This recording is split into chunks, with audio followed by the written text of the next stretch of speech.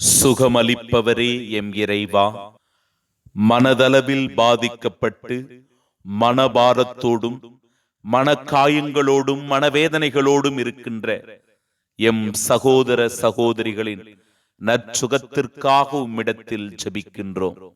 அவர்கள் படும் வேதனை, துன்பம், துயரம் அவர்களை மேலும் மேலும் மனநோகம் செய்கிறது. அவர்களின் துன்பத்தை அதிகரிக்கச் செய்கிறது. அவர்களை மேலும் மேலும் வேதனைப்படுத்துகிறது. நிம்மதியின்றி அமைதியின்றி வாழச் செய்கிறது.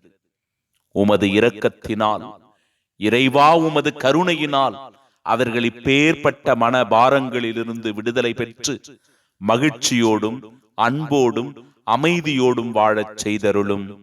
ஆமீன். அஞ்சாதே